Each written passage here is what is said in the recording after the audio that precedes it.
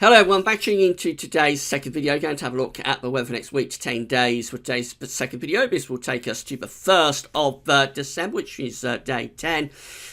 We'll also have a look at the Beijing Climate Centre and the CFS V2, and that's going to take us well into December. In fact, Beijing Climate Centre will take us to the end of December, so a proper extended look ahead for you for today's second video. 5-day forecast was released earlier on, as well as on a Wednesday, having a detailed look at the weather for the next 5 days. So have a look at that, see what's happening. It's going to be pretty chilly 5 days, but not as cold as it is right at the moment. And we finish up starting to move the Atlantic back in on Monday, and I think that could be the trend as we go into the beginning of December. We may well be heading to a more mobile phase of weather. So I'll tell you everything that's going on very shortly. Still quite complicated charts and patterns, but I think very gradually we might be inching ourselves towards a more unsettled phase for the beginning of December, but we shall see about that. Before I get on with all of that, though, I just want to tell you a little bit about Article 13. So GazWebBiz has always been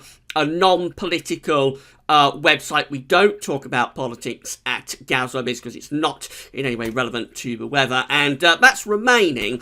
But I have got to tell you about Article 13 because it's something that I've been keeping a close eye on over the past few months. Been hoping it would go away or hoping it get watered down, but it just doesn't look like the European Union are going to give up on this, unfortunately. So YouTube have started a Save Your Internet campaign, and I think I'm going to talk a little bit about this and tell you what's going on.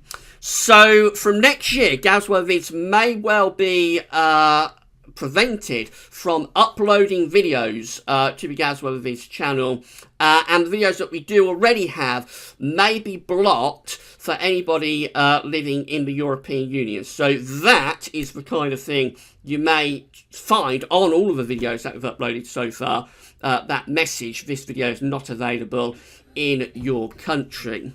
Article 13 is a new copyright regulation that's being brought in, but it's going to make it much harder to feature things like charts within the video output.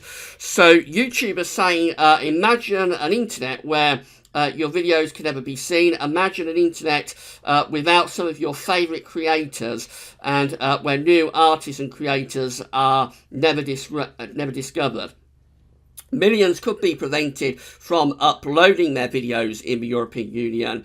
And also people within the European Union could well be prevented and lose access to the videos that they enjoy watching. And that could come to like billions of videos. There may be billions of videos next year that are unavailable to anybody living within the European Union due to the Article 13 regulation. So this is the Save Your Internet page that YouTube have created. I say they've started a Save Your Internet campaign and make your voice heard. I'm going to leave the link to this page in the description at YouTube. I've also tweeted it on GazWebBiz's Twitter page, and you can come to this page, just find out a little bit more about it, because there's not been a huge amount, I don't think, of publicity about Article 13.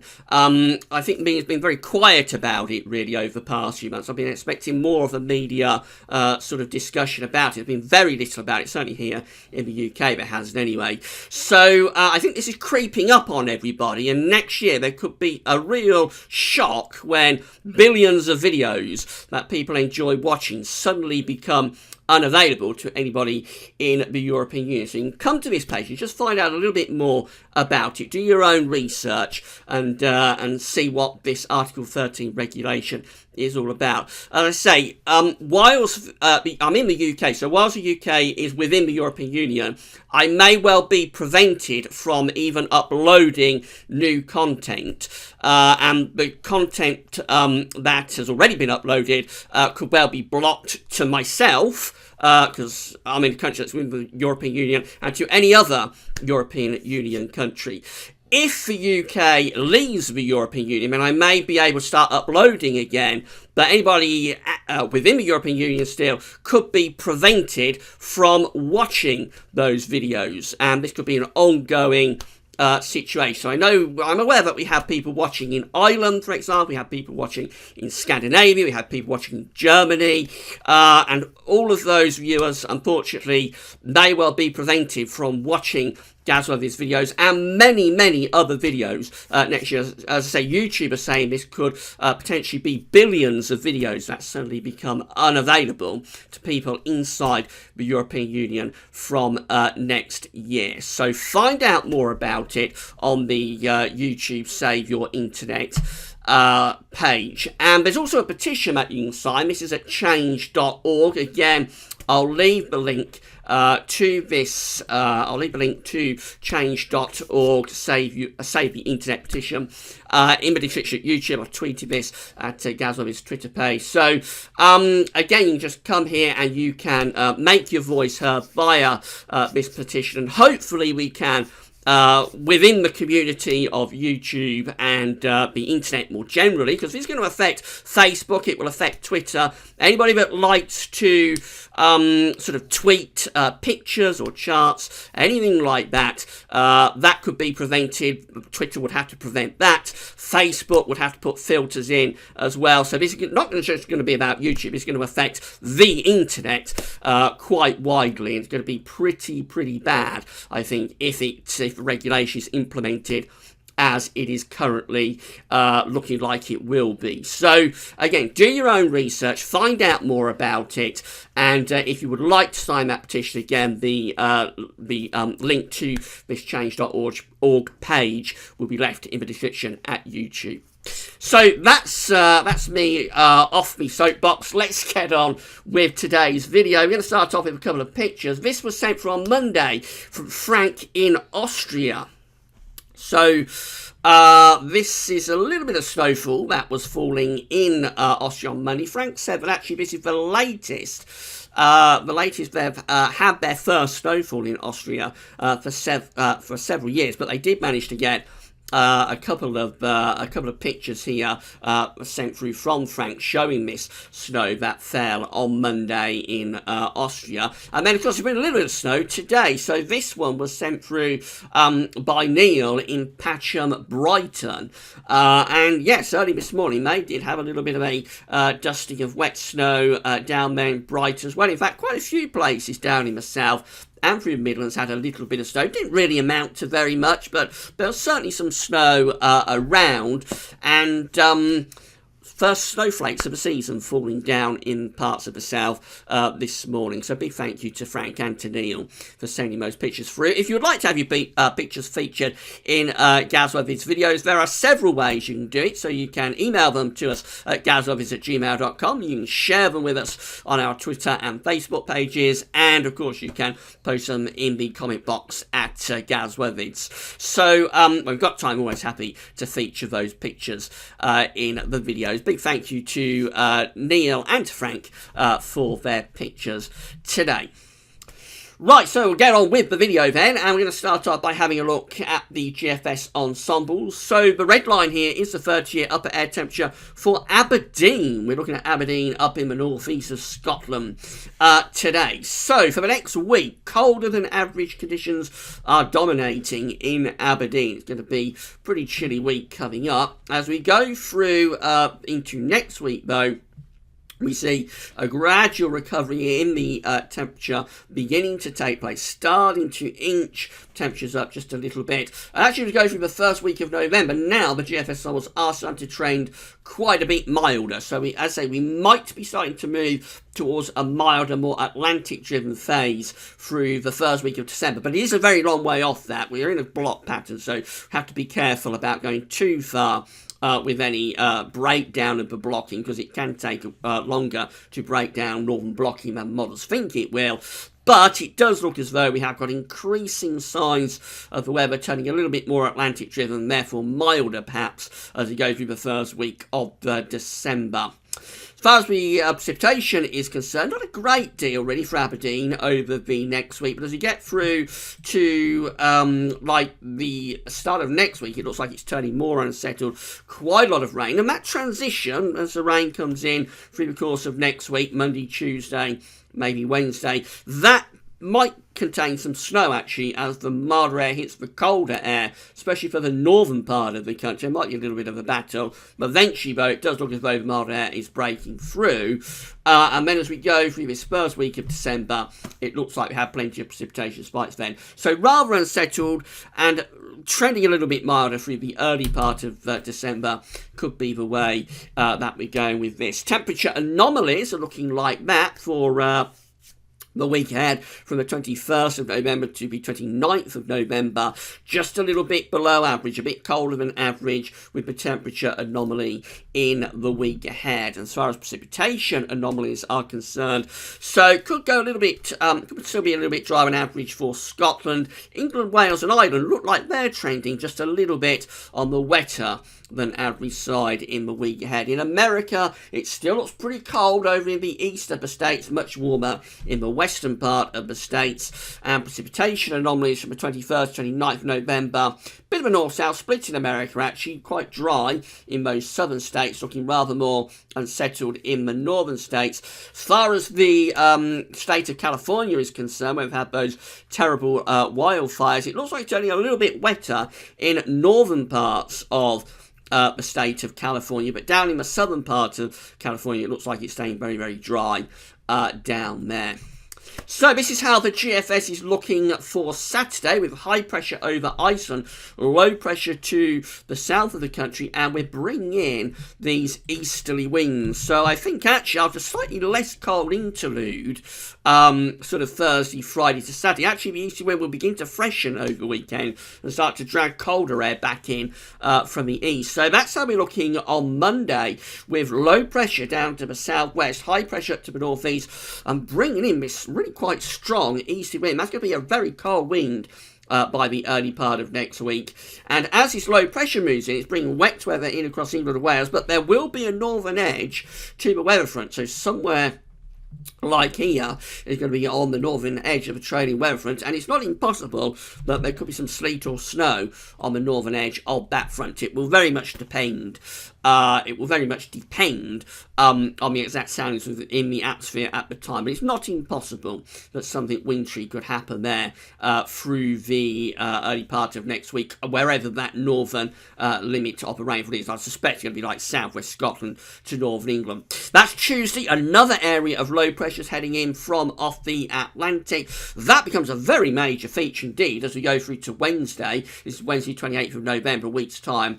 A real dartboard low over top of the UK. I think the central pressure with that is around 970 millibars, so it's a really low.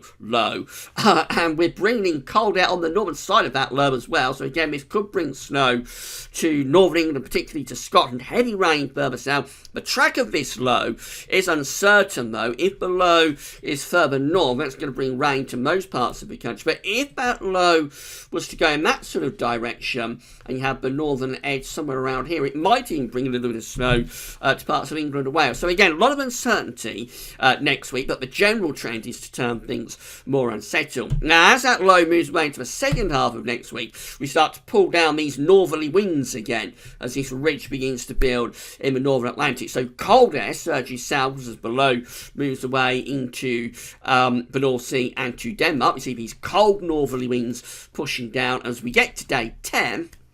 That's how we look. So pretty cold with high pressure up to our northeast, but a lot of low pressure out in the Atlantic. This is the 1st of December, of course. And then we run through this first week of December. Look at this. We unleash these southwesterly winds. So it turns a lot milder through the opening days of December, but also wet and windy with areas of low pressure continuing to head in from the Atlantic. So maybe the first week of December will be rather on the milder side. We'll have to wait and see about that. It's a very long way off. That's how the ECM is looking. So again, we've got those winds in from the east through weekend. They're going to freshen up from the east as well, actually. So it's going to be a pretty cold weekend, and even into the start of next week, we'll feel the influence of those east winds. Now, a rather different solution from the ECM, because it just starts to gradually collapse and decline this ridge. So we've not got that low pressure coming in on that unusual angle from the southwest that might produce something a bit wintry, where the northern edge of that low pressure is, like we saw with the GFS. Instead, we're just gradually deflating this ridge, moving it down into Europe and gradually starting to edge the Atlantic in. So this is Thursday the 29th of November with low pressure moving in from off the Atlantic, quite a bit milder. And the winds going into sort of a southerly southwesterly. We do finish up pretty mild and unsettled though by day 10, which is Saturday the 1st of December. We're into a southwesterly flow, so that looks a lot milder with southwesterly winds and outbreaks of rain too. And then we've got the GEM, and it's looking like this. Over the weekend, we're gradually reintroducing those easterly winds and through to the start of next week. These little areas of low pressure, Sunday and Monday, might bring some showery rain into the south. Cold air returns from the east further north. We go through to the middle of next week. We're trying to edge this area of low pressure in from off the Atlantic, and in fact it does eventually break through, taking heavy outbreaks of rain across many parts of the country. The northern limit of this low pressure, the northern side of this low pressure, is kind of like up here somewhere, so it might bring something wintry to central northern parts of Scotland, but otherwise that's rain moving in across the country. Although eventually, as the low clears away, heading up to day 10, Saturday 1st of December, as the low clears away, the wind goes back into the north, and we bring cold air down from the north, probably not lasting all that long though. That's a pretty flimsy ridge there out to our west. That's allowing this cold air to push down from the north. We've got all this low pressure out in the Atlantic, so that will probably only be a brief sort of northerly, and then we go back into a west or southwesterly again. The idea from today's models, this is very different from how things were looking yesterday, when there's much more in way of blocking being suggested yesterday. The idea from today's models is that we are entering into a far more unsettled phase of weather next week, and after initially being quite cold, possibly going into something rather milder for the first week of December. Let's have a look at the Beijing Climate Centre for the next 40 days. So these are the 500 millibar heights, so I broke it down into 10-day periods. The first 10-day period will take us from the 21st through to the 30th of November, with below average heights down to our south and above average heights up to the north of Scotland. That's bringing the wind in from the east, so it does suggest a pretty cold 10 days coming up, although we know that eventually we may start to break in some Atlantic and milder winds. Then we go through to the next 10-day period, this one from the 1st through to the 10th of December. Looks a little bit different here. We've got the below average heights to the south. We have still got a little bit of above average heights to the north, but a lot less in terms of those above average heights. So it looks like gradually we're probably re-establishing a westerly flow. It's turning a bit milder through those first 10 days of December. Then we go through to the 11th to the 20th of December, with below average heights out to the west, above average heights to the east. That could be quite a lot milder actually. We could bring the wind up from a southerly type direction there, so probably not overly unsettled. We've got above average heights quite close to us, so it could be a lot of dry weather, but we may well find that we have some milder temperatures coming through there. And then we go through to the next 10-day period, which is the end of December. It's the 21st through to the 30th of December. Takes us through the Christmas period, of course. And we're moving the above average heights to our north then, with below average heights to our south. It looks like that will probably be turning the wind back in to the east. So could that imply a cold Christmas? I certainly wouldn't rule it out, because that's a pretty big area of above average heights there that we're seeing, generally centred to the north of the UK, between like Greenland and Scandinavia. And unlike, it's very similar to a situation we're in at the moment, of course, but unlike the situation we're in at the moment, it's another month on, it's a month down the track, and the air that we could tap into from the east will potentially be a lot colder, I think, there, compared to the air that we've been tapping into over the past few days. Then finally CFS V2. This won't go up to the Christmas period. This will stop just short, but it does take us into the second half of December anyway. So again, 500 millibar heights broken down into weekly periods this time. The first week period takes us from the 21st to 27th of November, with above average heights to our north, below average heights to the southwest. Bring those winds in from the east. So pretty cold, but gradually these areas of below average heights are trying to turn things a little bit milder, with the winds turning into the west. Then we go through to week 2, which is the 28th of November to the 4th of December, with above average heights around Greenland and Iceland, below average heights in the Atlantic, starting to bring in a more of a westerly flow. So although we still have got quite a lot of blocking, this blocking is threatening to keep cold air going to the north. Actually, I think it's a milder period, with the wind coming in from the Atlantic, and probably quite a little bit more unsettled as well. However, it doesn't last very long. Week 3, the 5th to the 11th of December, takes us back to high pressure, which is sitting over and to the east of the country. So a lot of dry, quiet, settled, probably frosty and foggy weather with that from the 5th through to the 11th of December. And then we're up to week 4, and look at this. We're running up towards Christmas. The 12th to the 18th of December starts to build this high pressure over Scandinavia and starts to bring in proper easterly winds again. And again, I have to emphasise, they will be a lot colder with those easterly winds by this point, middle of December, compared to the easterly winds that we've had in the middle of November.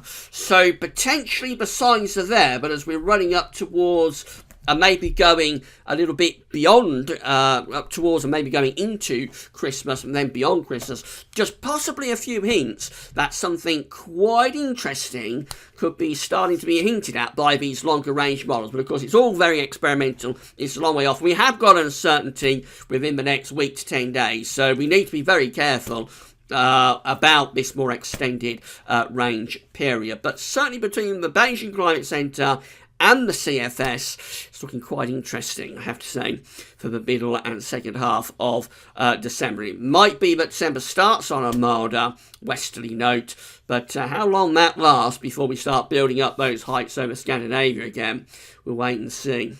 Right, tomorrow we'll do it all over again with a look at the weather for next week to 10 days. I want to show you the JMA free monthly update tomorrow as well. That will cover what's that going to cover? That's going to cover December, January, and February. So it'll cover the full winter period. That'll be the first video up tomorrow, I think. And of course, that's ahead of the final seasonal model roundup that we're going to do on Saturday. We'll get all the long range models together for the last time and see what they're all showing for the winter. So first video up tomorrow will be the free monthly update for the winter 2018-19 from the JMA model. We'll also have a look at weather for next week to 10 days as well tomorrow. Don't forget to check out those links to the YouTube Save Your Internet page, and also if you would like to, please consider signing that petition at change.org. That's all for now, and thanks for watching.